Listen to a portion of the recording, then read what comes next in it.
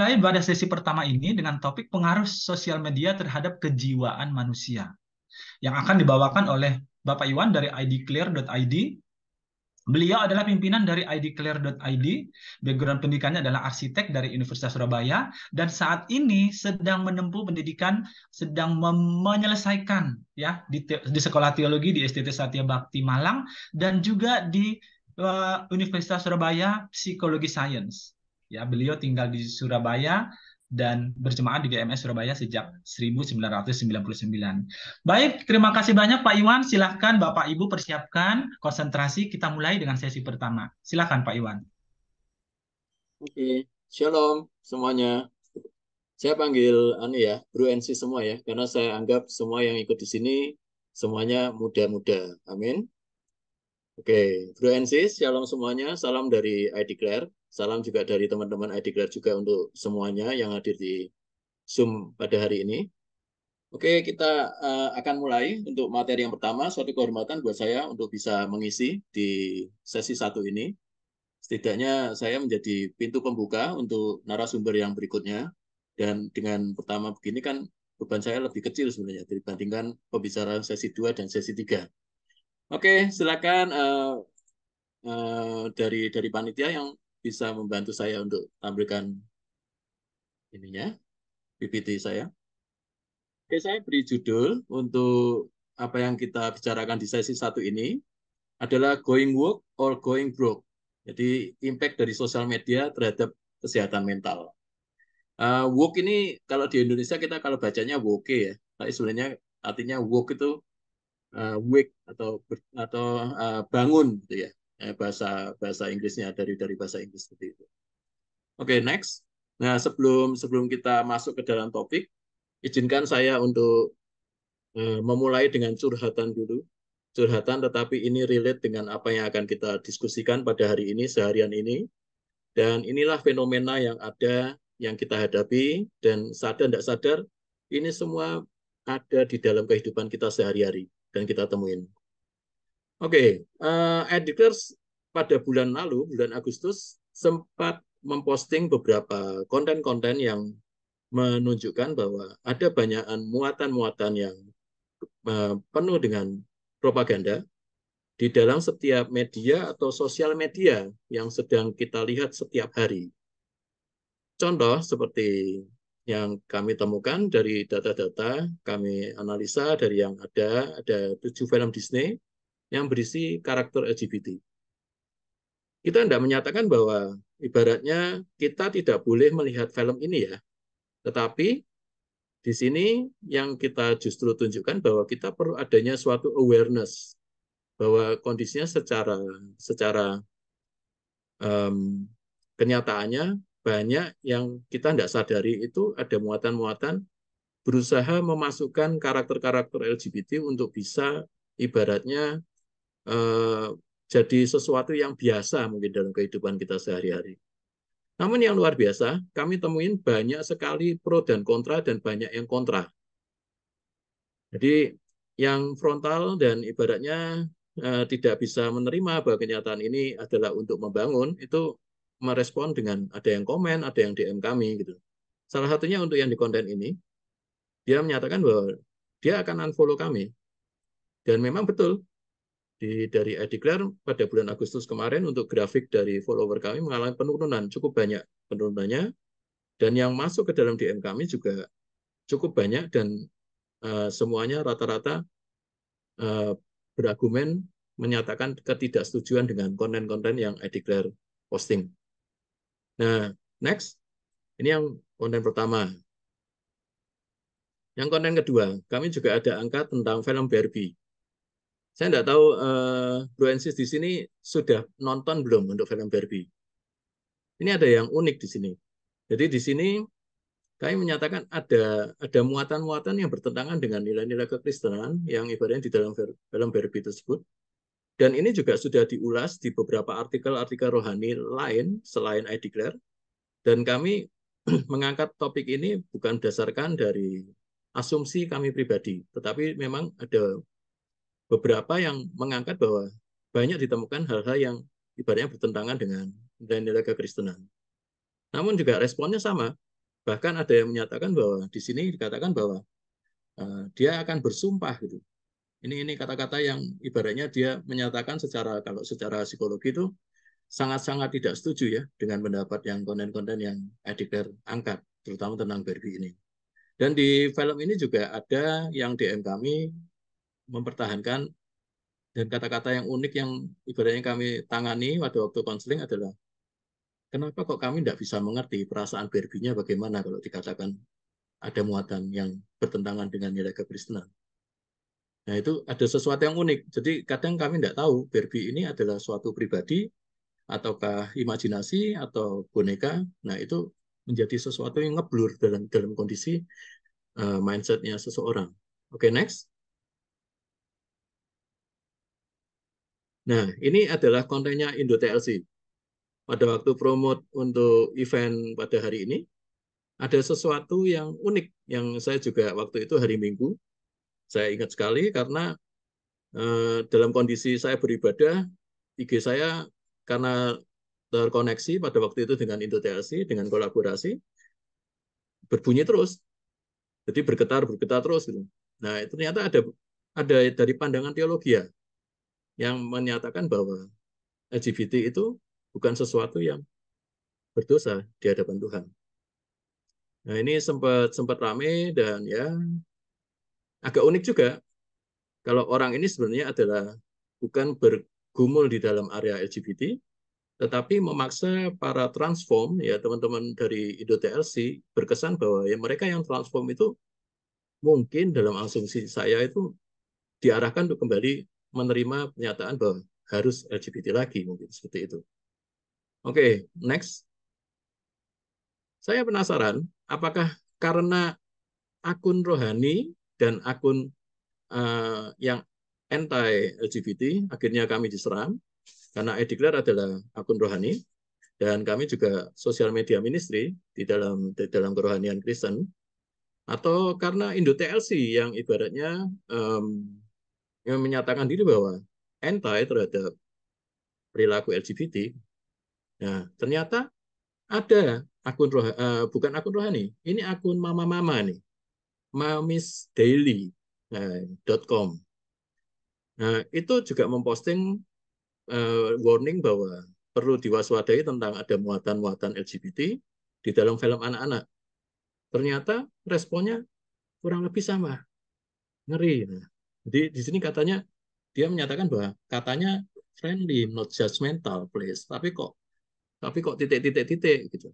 Nah, jadi oke, sip, unfollow. Nah, jadi hal-hal seperti ini membuat sesuatu ternyata memang tidak cuma alasan karena akun rohani atau akun anti LGBT yang membuat orang-orang berespon seperti itu, tapi memang muatan-muatan propaganda yang ada di dalam suatu media atau sosial media ini kelihatannya sudah mulai merasuk ke dalam algoritma jiwa kita. Oke, next. Kita mulai masuk ya dalam materi yang akan kita bahas dari curhatan tadi. Pertanyaannya ini, why? Kenapa? Apa yang kita pertanyakan dari fenomena yang tadi saya share-kan? Mengapa ada reaksi yang terkesan sangat tersinggung dan menentang konten-konten tersebut? Padahal kalau kita secara kerohanian dewasa, kita punya sensor ya, sensor kerohanian kita, apalagi kita akrab dengan Roh Kudus yang ada di dalam hati kita bisa merasakan kenapa gitu, sesuatu yang kita memberitakan sesuatu yang benar, mengapa mendapatkan respon yang justru dari orang-orang yang mungkin notabene-nya adalah orang-orang Kristen, merespon bahwa itu sesuatu yang salah gitu.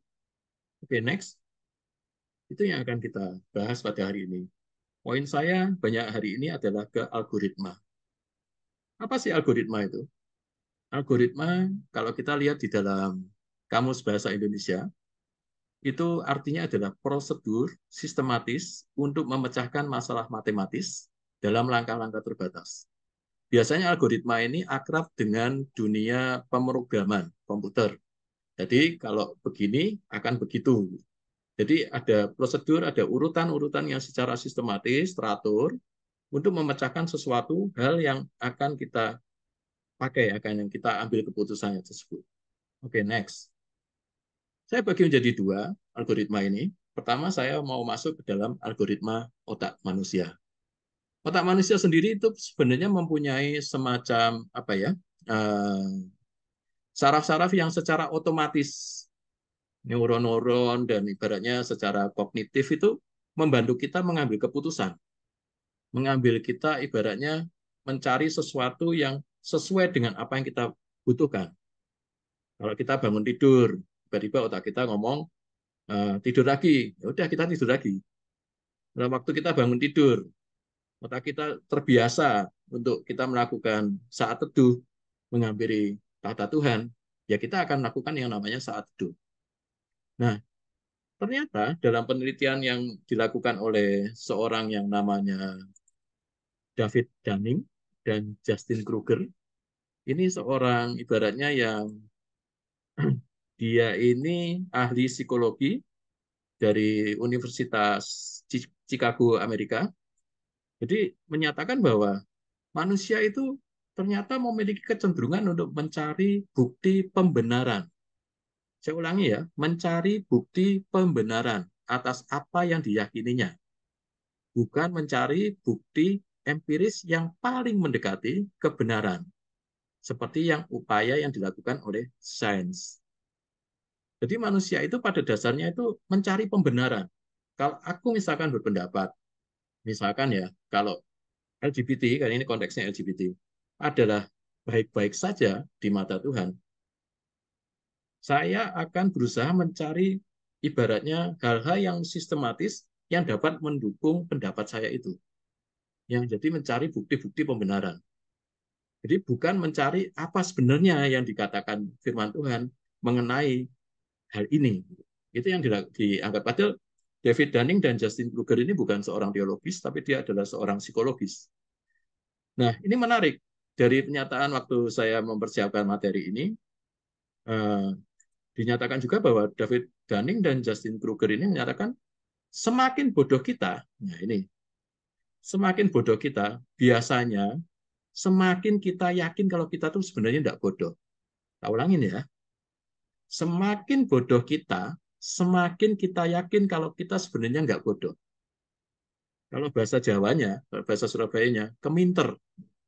Sok pinter. Padahal sebenarnya kita ini bodoh. Jadi semakin bodoh, kita semakin yakin kalau gini kita ini pinter. Itu yang repot.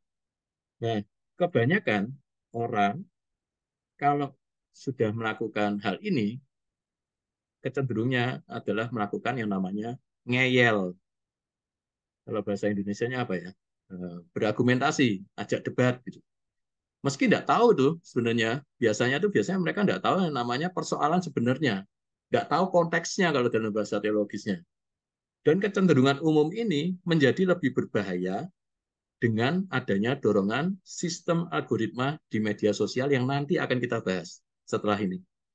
Yang perputaran informasinya hanya pada kelompoknya yang memang sesuai dengan pola pikir yang sama. Nah, ini menarik. Saya minta izin untuk mengutip suatu eh, pengakuan iman. Saya next slide. Ada pengakuan iman yang saya temukan di dalam Sinode Reform. Pernyataannya tegas sekali di sini. Jadi pernyataan iman Reform ini lahir pada abad ke-17. Jadi dinamakan pengakuan iman Westminster karena pada waktu terjadinya pengakuan iman ini ada di kota Westminster di England pada waktu itu. Di sana dikatakan yang saya bold itu, jadi natur dosa, karena kita semua ini kan adalah keturunan dari Adam dan Hawa yang telah jatuh dalam dosa. Nah, natur dosa yang diturunkan ini itu memberi efek apa gitu. Berdasarkan pada kerusakan yang saya bold itu, berdasarkan pada kerusakan dan ketercemaran yang semula itu, maka kita semua telah tercemar, lumpuh, dan melawan semua yang baik. Dan secara keseluruhan cenderung pada kejahatan, dan yang dihasilkan adalah pelanggaran-pelanggaran.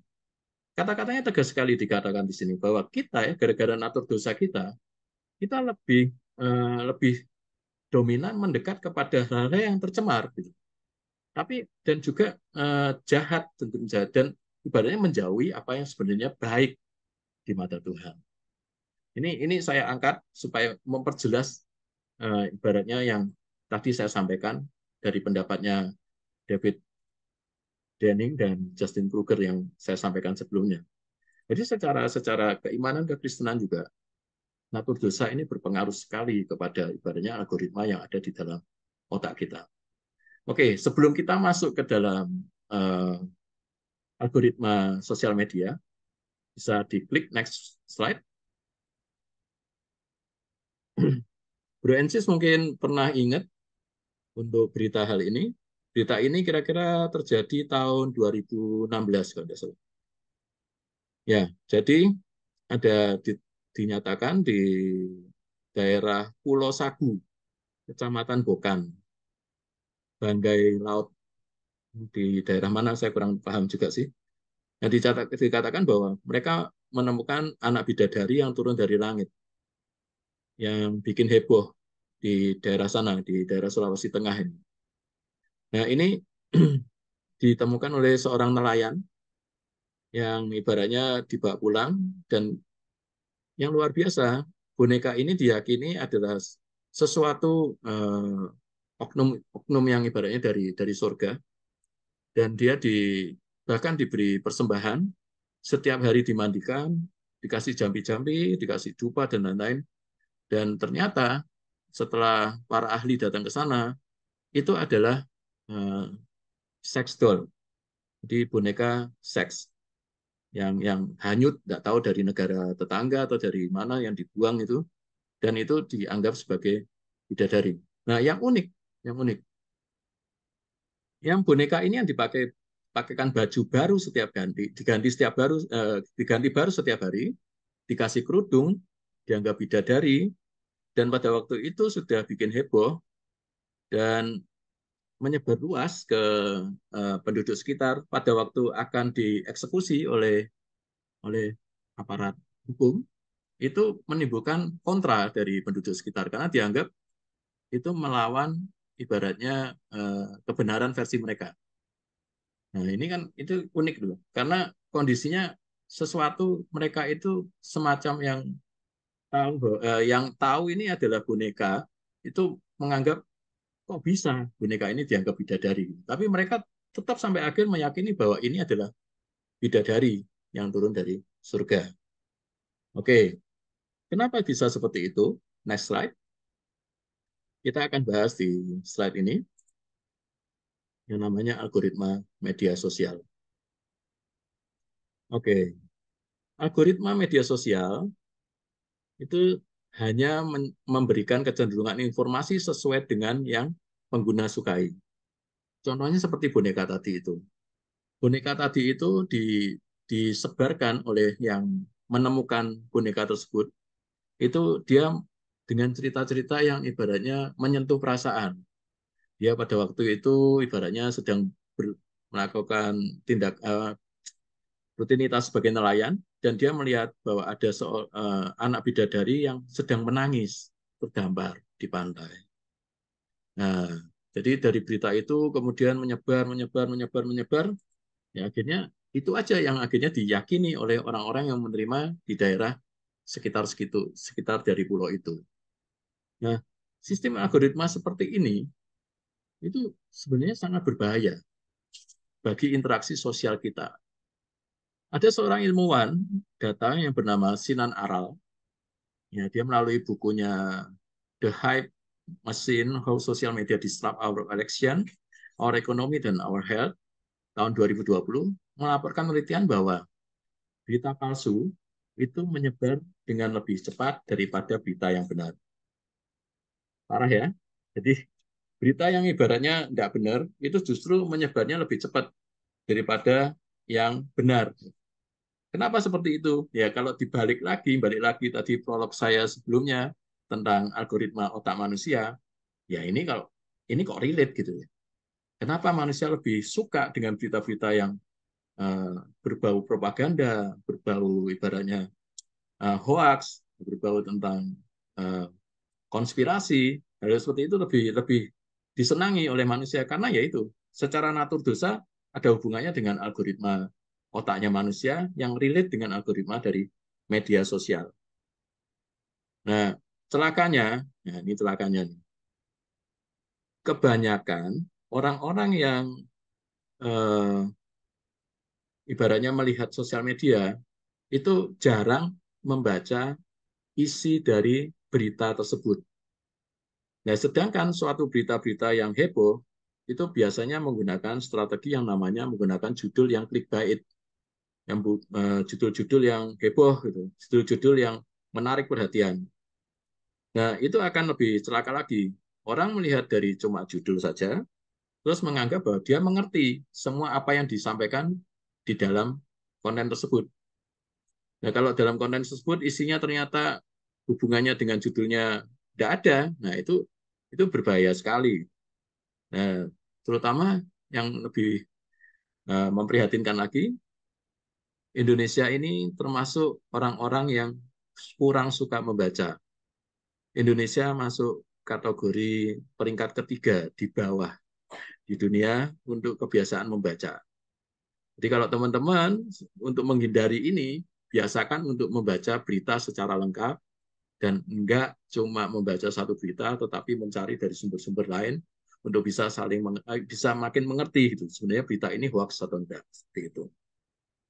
Oke, next slide.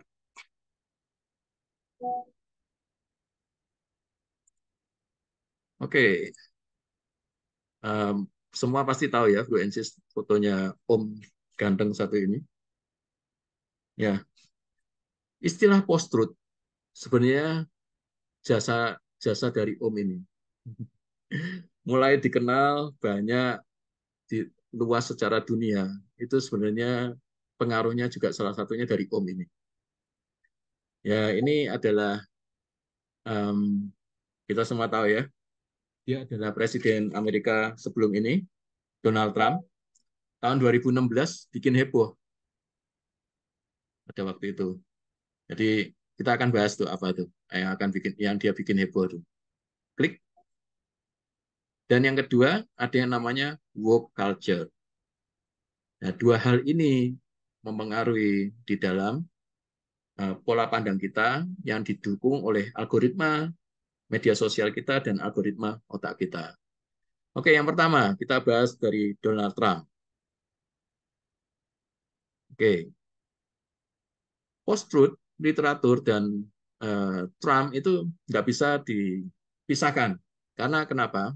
Pada waktu itu Donald Trump mempengaruhi secara dunia, baik dunia secara dunia nyata maupun dunia secara sosial media. Pada waktu itu dia mengalami kekalahan dalam pilpres yang terakhir ini. Dia menyebarkan berita bahwa ada kecurangan dan ibaratnya gedung putihnya mereka itu harus diserbu. Nah, itu adalah post-truth yang pertama yang dia lemparkan dan itu direspon seluruh dunia. Sampai waktu itu Twitter terpaksa ngeban untuk akunnya dari Donald Trump supaya tidak menyebarkan lebih banyak lagi kebenaran-kebenaran yang post-truth. Nah, kalau istilahnya dia kalau ditanya setelah terbukti bahwa kenapa menyebarkan hal-hal yang tidak benar, nah pendapatnya dia cuma santai-santai aja. Ya kan, saya cuma menyebarkan kebenaran alternatif. Jadi nggak apa-apa kan? Saya cuma menyebarkan kebenaran yang alternatif itu, bukan kebenaran yang benar betul-betul benar atau gimana. Tapi saya menyebarkan cuma responnya mereka aja yang terlalu berlebihan dia ngomong seperti itu. Nah, gara-gara post-truth ini itu bergulir terus sampai sekarang. Dan sampai sekarang kita kan sering dengar tuh ada cerita misalkan Atlantis ada di Indonesia, terus situs piramida di Gunung Padang, terus juga ada eh, kerajaan Nabi Sulaiman itu ada di Sleman. Ya, karena kemiripan-kemiripan nama sama kemiripan-kemiripan mitologi semua itu dia kan menjadi sesuatu yang kebenaran-kebenaran alternatif. Ya, salah satunya bergulirnya adalah dari keberaniannya si Donald Trump ini untuk menyebarkan yang namanya post-truth. Itu tadi, di tahun 2016. Oke, klik. Jadi Donald Trump ini merupakan salah satu politisi yang termasuk berhasil ya. Karena sampai Twitternya sendiri itu ketakutan dan waktu itu melakukan pemblokiran. Pertama kali dalam sejarahnya tokoh-tokoh politik dunia dan tokoh dunia itu diblokir sama Twitter yang karena menyebarkan rasa takut untuk mendapatkan pemilih pada saat pemilu dan berhasil pada waktu itu. Nah, Trump merupakan contoh nyata dari keberhasilan bahasa politik kalau kita bicara tentang psikologi politik ya, tentang postur. Tapi kita tidak bahas ini lebih dalam. Next slide.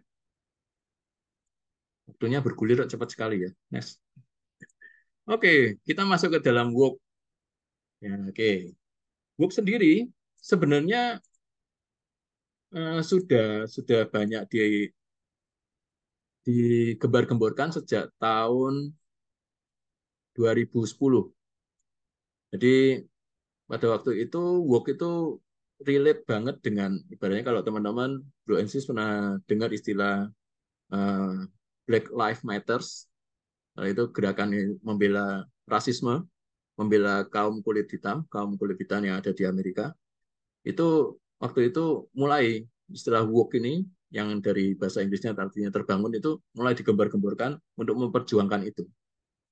Nah, tetapi dalam perjalanannya, woke sendiri ini akhirnya diadopsi untuk menjadi istilah slang yang paling generik, yang banyak diasosiasikan justru pada gerakan-gerakan yang awalnya positif, itu menjadi gerakan-gerakan yang sayap kiri, atau yang ibaratnya mulai miring. Nah, sebab-sebab seperti sosial liberal, feminisme, dan aktivitas LGBT, masalah-masalah culture, dan lain-lain, itu untuk membela diri, mereka akan mengangkat dengan namanya woke ini tadi, woke culture ini tadi. Ibaratnya memperjuangkan emansipasi bagi kebenaran apa yang diangkat oleh propaganda yang mereka angkat melalui woke culture ini. Nah, next slide, ini adalah produk-produk yang kita bisa lihat melalui woke culture. Yang pertama adalah film-film yang ada di Hollywood ya, terutama ini ya. Ini banyak di media. Kita bisa melihat bahwa misalkan film Star Wars. Star Wars di sana kelihatan kan untuk perjuangan emansipasi ras di sana dipertemukan jadi aktor kulit hitam dengan aktor Asia untuk memperjuangkan ibaratnya emansipasi terhadap ras yang ada di dunia ini. Terus kemudian film-film superhero yang kita lihat, misalkan seperti Captain Marvel atau ini Wonder Woman itu, dan juga film-film seperti Ocean's X, kalau teman-teman atau pernah lihat ya film itu adalah gerakan-gerakan emansipasi untuk mendukung feminisme. Jadi gerakan bahwa wanita pun sejajar setara dengan laki-laki. Gitu. Nah, yang bikin heboh, yang kemarin juga kami angkat di iDeclare dan juga Indotelsi, muatan-muatan LGBT di dalam film-film. Nah, masalahnya film-film ini juga banyaknya yang kemasukan ini tidak cuma film-film dewasa, tetapi juga film-film anak-anak.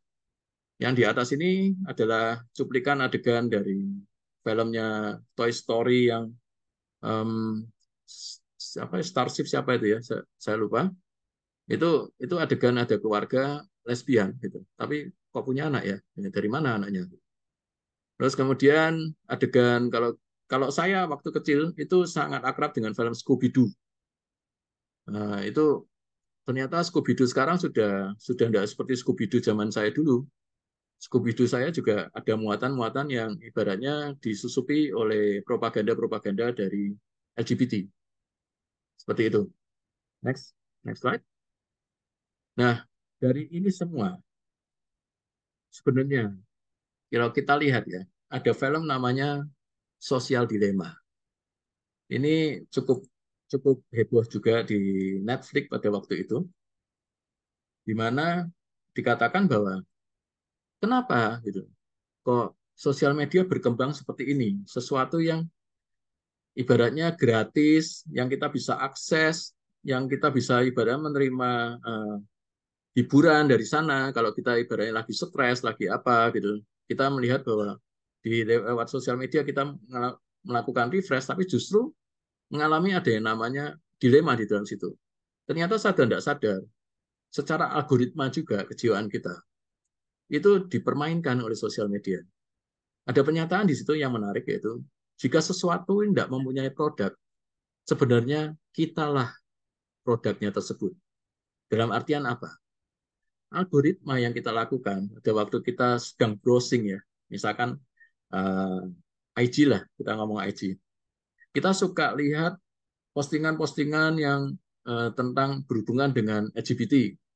Itu akan secara otomatis kita akan digiring mindset kita untuk ke hal-hal yang berbau LGBT terus. Misalkan pada saat saya mempersiapkan materi untuk acara TLC Talk pada hari ini, saya mencari topik-topik, tema-tema yang berhubungan dengan LGBT dan woke agenda.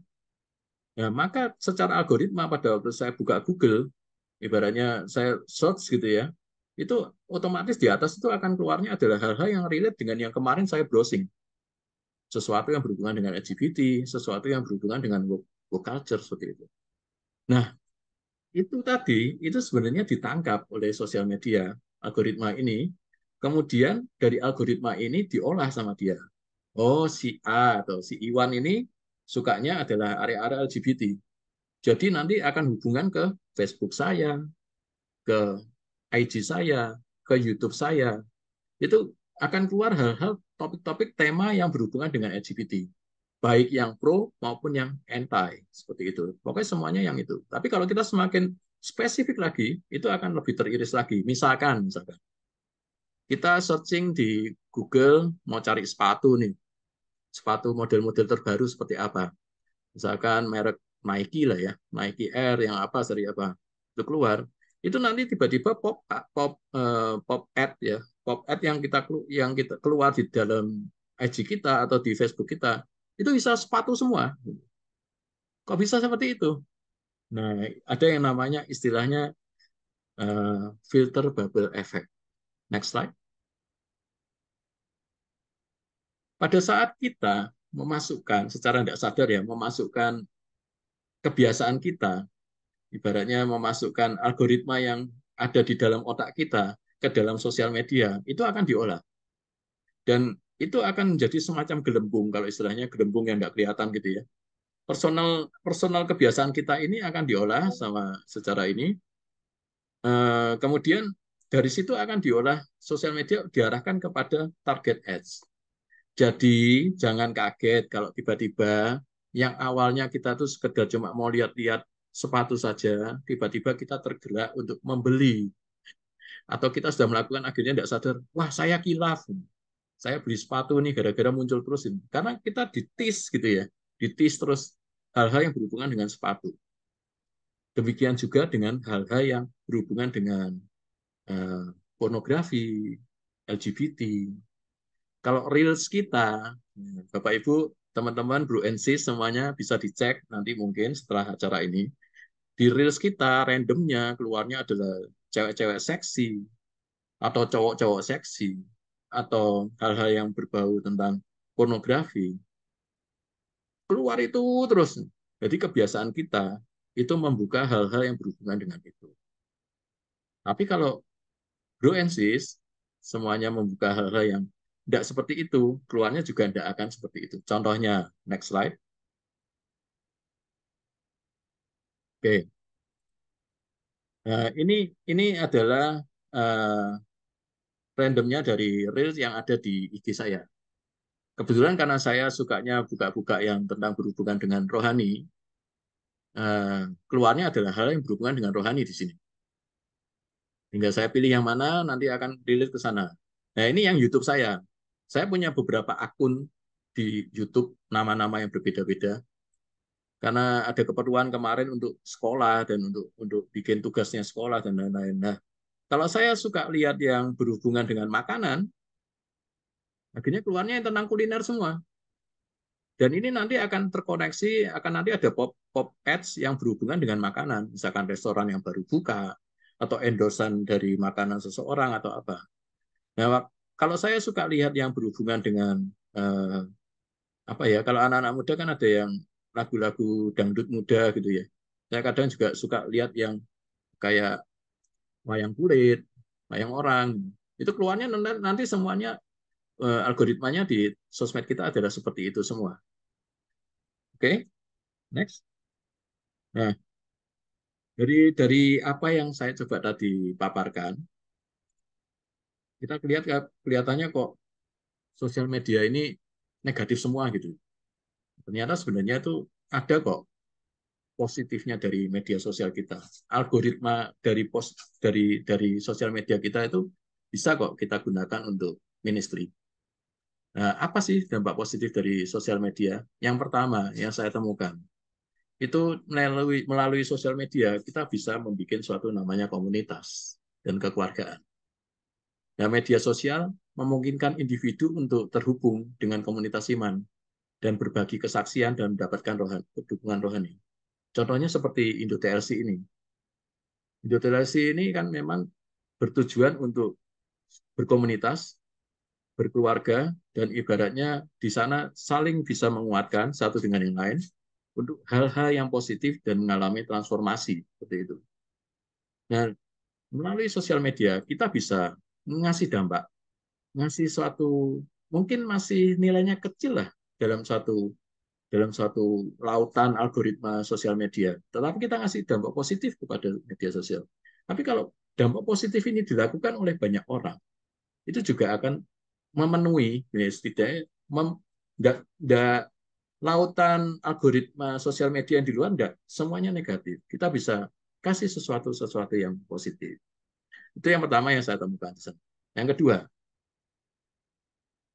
melalui sosial media kita bisa melakukan yang namanya penyebaran Injil. Media sosial itu adalah alat yang paling efektif untuk menyebarkan ajaran Kristus ke seluruh dunia. Karena kenapa? Sama seperti algoritma yang tadi itu. Jadi algoritma ini menembus yang namanya batasan. Batasan apa aja? Banyak. Namanya batasan umur, ditembus semua tuh. Kita bisa tembak tuh dari atas sampai bawah. Dua, batasan tembok. Sudah tidak ada ruang-ruang di dalam sosial media. Siapapun, dimanapun bisa melakukan itu. Melakukan apa yang namanya kena dengan algoritma sosial media. Terus yang ketiga, batasan waktu. Tidak ada waktu lagi, nggak ada yang namanya tidur. 24 jam sebenarnya dunia ini hidup gitu loh.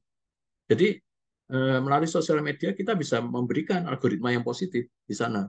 Dengan kita posting-posting hal-hal yang berbau dengan kebenaran, berbau tentang Injil, berbau tentang Kristus, tentang kebenaran firman Tuhan. Dan itu declare lakukan. Oke, itu spill sedikit aja sih. Oke, yang berikutnya. Nah, cuma masalahnya dampak negatifnya di media sosial juga banyak.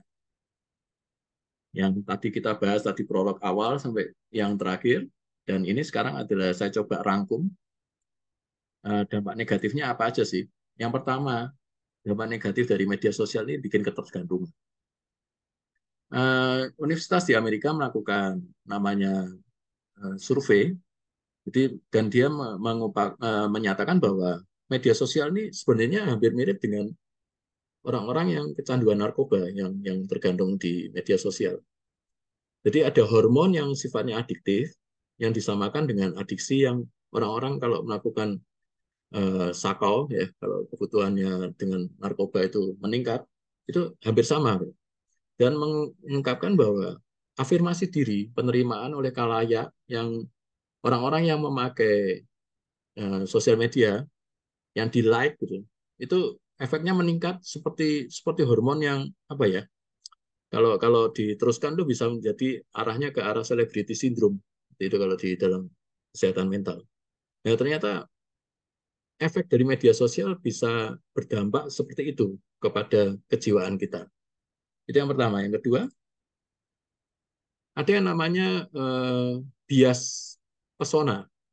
Jadi ada penciptaan citra diri yang palsu. Gitu.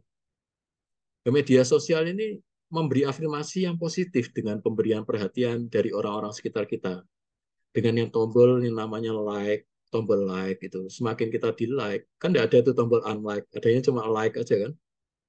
Nah, itu jadi tombol like itu memberi toksik gitu kepada diri kita. Semakin kita banyak like-nya, kita merasa bahwa diri kita itu adalah orang-orang yang berguna. Padahal status like, follower, dan lain-lain itu bukan sesuatu yang berharga di mata Tuhan kita. Nah, apalagi sekarang ini kan ada tuh identitas, kalau kita kepingin jadi selebritis, atau menjadi kesannya seperti influencer yang dipandang orang terkenal atau dianggap sebagai orang penting bagi orang lain, kita bisa beli itu status itu dengan harga 130.000 per bulan. Dalam bentuk apa? Dengan bentuk stempel centang biru di IG kita.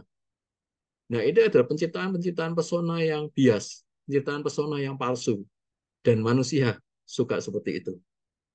Next, yang ketiga. Oke, ini adalah yang unik. Kalau dulu Tuhan ciptakan manusia itu kan memang sebagai manusia sosial ya. Manusia yang tidak bisa hidup sendiri. Bahkan Tuhan sendiri um, di Taman Eden kan bilang tidak baik kalau manusia itu hidup sendirian. Akhirnya setelah Adam tidur, diciptakanlah Hawa melalui tulang rusuknya. Nah, ternyata sosial media ini membuat fenomena yang terbalik. Jadi dia menciptakan suatu pribadi yang paling terkoneksi sekaligus paling kesepian. Saya punya gadget HP itu tidak pernah mati 24 jam. 24 jam 7 hari dalam seminggu hidup terus. Dan yang pasti jadi WA saya pun hidup terus. Semua bisa terkoneksi, bisa WA saya, bisa telepon saya meskipun kalau saya tidur saya tidak mungkin balas WA-nya atau karena saya silent. Demikian juga dialami oleh anak-anak kita, Gen Z, milenial. Nah, kalau saya kan sudah bukan milenial ya, saya Gen X. Saya menghabiskan ternyata kalau disurvei secara dunia itu menghabiskan rata-rata manusia itu menghabiskan lebih dari 6 jam dalam hidupnya. Itu berada di dalam dunia sosial media. Dia tidak berada di dunia nyata, tetapi mereka berada di dalam dunia sosial media. Yang merasa bahwa di sana dia menerima suatu hiburan, yang merasakan adanya kenyamanan, dan yang pasti menjadi satu mekanisme defensifnya mereka untuk menghindari yang namanya depresi, stres, menghilangkan kesepian, dan lain-lain. Tapi padahal sebenarnya mereka menciptakan pribadi yang justru kesepian. Kenapa? Mereka terkoneksi bukan secara sosial, tapi terkoneksi secara media. Jadi, seperti yang tadi saya sampaikan, bahwa di film Sosial Media Dilema, di Netflix tadi kan dikatakan bahwa jika sesuatu tidak punya produk, kita adalah produknya. Jadi sebenarnya kita ini semua adalah produk-produk dari sosial media yang terkoneksi satu dengan lain, yang ibaratnya tidak punya hubungan secara personal, tetapi itu semua dikelola secara sosial media untuk memanipulasi kita dengan namanya filter bubble effect tadi itu. Yang keempat, oke. Nah ini yang tadi saya paparkan semuanya. Ada yang namanya kita mendapatkan namanya paparan kebenaran alternatif. Jadi bukan kebenaran yang benar, tetapi adalah kebenaran-kebenaran yang disesuaikan dengan kebutuhan kita. Atau istilahnya seperti yang tadi saya sampaikan di awal, bahwa kita mendapatkan pembenaran dari pendapat kita, bukan kebenaran yang kita perlukan. Apalagi dengan adanya tadi eco filter bubble, sosial media memungkinkan informasi menyebar dengan cepat, bahkan sebelum fakta-fakta terverifikasi. Nah, kita sering tuh, apalagi kalau saya juga kan di WA ini terhubung dengan grupnya WA kampung saya, di perumahan saya. Itu kalau ada berita apa-apa, cepet banget itu ibu-ibu menyebarin tuh. Misalkan kayak kemarin saya barusan terima, jangan makan ikan. Ikan Indonesia, dalam kurung Surabaya, sudah tercemar limbah nuklir dari Jepang. Yang ditaruh fotonya di situ adalah para nelayan-nelayan yang baru pulang melaut, banyak ikan yang ditaruh di pantai, dan itu dikatakan bahwa itu adalah ikan-ikan yang terkontaminasi, terdampar di pantai, karena limbah nuklir yang dibuang dari laut Jepang. Nah, masalahnya yaitu tadi, kita tidak verifikasi dulu, kita juga nggak membaca berita itu dari sumber-sumber yang lain, dan mencari ibaratnya pendukung-pendukung untuk bisa menyatakan bahwa itu benar. Nah, tapi kita biasanya langsung tangan kita gatel untuk cepat-cepatan membagikan juga ke grup keluarga kita. Nah, grup keluarga kita nanti misalkan om kita atau tante kita melihat itu, wah ini bahaya nih, dia berpikir seperti itu, disebarkan lagi ke sana. Nah, itu akhirnya akan jadi semacam bola salju, semakin bandar, semakin besar, dan itu adalah padahal berita-berita yang belum tentu benar atau yang dinamakan kebenaran-kebenaran post-truth atau kebenaran alternatif tadi itu. Oke, sebagai closing, karena waktunya juga sudah habis. Oke, saya kasih closing seperti ini. Dunia ini semakin mengalami penuaan yang ditandai dengan semakin banyaknya perbuatan jahat dan degradasi moral yang terjadi di dalamnya. Dan tanda-tanda masa akhir tersebut semakin jelas. Izinkan saya mengutip kitab Efesus 5 ayat 15 sampai 16 sebagai closingnya pemaparan saya, materi saya sesi 1. Nanti untuk masalah teologis akan banyak dibahas oleh Bro Christopher di sesi 3. Di kitab Efesus 5, 15 sampai 16 dikatakan bahwa karena itu perhatikanlah dengan seksama bagaimana kamu hidup. Janganlah seperti orang bebal, tetapi seperti orang arif dan pergunakanlah waktu yang ada karena hari-hari ini adalah jahat. Nah, dari Eddie Clare menyatakan dalam pernyataan bahwa pada saat kita tidak melekat pada sang kebenaran, kita tahu bahwa siapa kebenaran itu, maka jangan kaget kalau mindset kita di restart oleh dunia dan kita semua menjadi tersesat. Terima kasih teman-teman yang mendengarkan Bu Ensis. Demikian pemaparan saya untuk sesi 1. Silakan dari panitia bisa mengambil alih kendali selanjutnya. Thank you.